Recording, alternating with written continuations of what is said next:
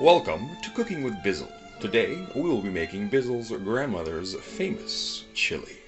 For this recipe you will need at least a pound, if not a wee bit more, of ground beef. You will also need some kidney beans, some pinto beans, 1 can each, 2 cans of diced tomatoes, 1 large onion, 1 green pepper, a little bit of chives, some chili powder, and some whole red chilies dried, and some of your favorite hot sauce. I enjoy Cholula. Soon you will see how this is made, and you will enjoy it. Also, there is a secret ingredient that I cannot tell you, but it is a blend of 5 spices, so you can try your own. Step number 1.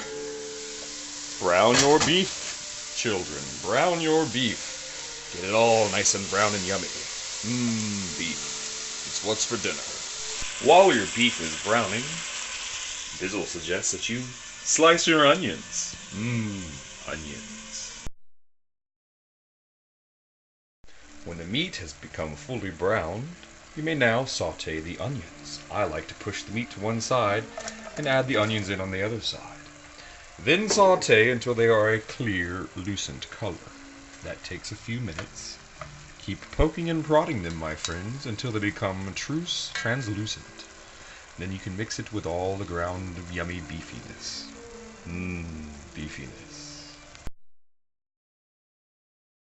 Onions are translucent. You may mix them with the beef, and then add your green onion that you sliced up, or chopped up, or diced up, whichever way you like to have your green pepper. I like to cut mine into thin, long strips. Give it a little whirl, get them little peppers all heated up, and get their little taste buds going while they extrude their little tastiness into this lovely concoction we have right here. The next step will be to add the cans of tomatoes. Tomatoes. Step number 3.5. Tomatoes. Organic for your tasty pleasure. Diced preferably. You can do tomato wedges. You can top up tomatoes yourself. Just get some nice red juicy yumminess in there. I find diced to be the best, have the best liquid amount, and seem to work better as you're eating it. Once you add that in there, please give it a good stir.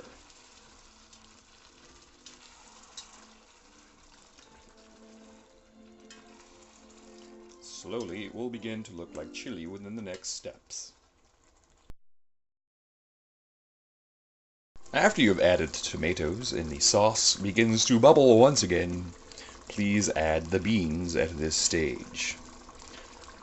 Now, if you follow the paleo diet, you do not have to add beans because they are not paleo.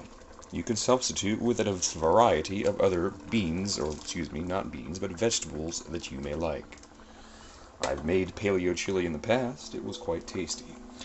But today it felt like old grandma style for Henry and Bizzle and all his friends. So add your beans in there and give it a nice, long stir. Chili. The bean mixture is mixed in and everything begins to bubble again. You may now add the chives that you bought. It's not a lot. I would say it's about a tablespoon of chopped chives. Then we will add our spices. First spice will be chili powder. Do this to your own spicy likingness. If you don't like terribly spicy chili, then don't use a whole lot. I use that much. I just eyed, folks. Maybe that was a teaspoon and a half. I also will add some nice, yummy paprika. Everything tastes better with paprika on it. Even I do.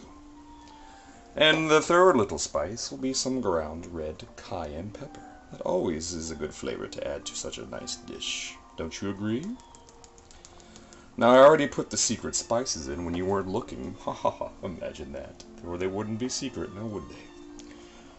All I can say is find some spices you like and try them out in your next batch of chili. Once this is all mixed in, you can salt it to taste if you like. Unless you have high blood pressure, I do not recommend doing that. Once it is started to boil once again, please let it simmer for at least 30 to 45 minutes on low heat. I allow mine to simmer for 1 to 3 hours, so the tomatoes have time to stew and make everything even tastier. I think that about sums up Bizzle's famous Grandma's chili recipe. Please enjoy. I lied, that's not all. We still need to add the dried red peppers, and then put in several dashes of that hot sauce that you pulled out later. The hot sauce has its own peppers in it, and it also has a little bit of vinegar, which seems to make these dishes come together and taste just a little bit yummier. So add those little puppies in, stir it on up, move it to low, cover it, and enjoy.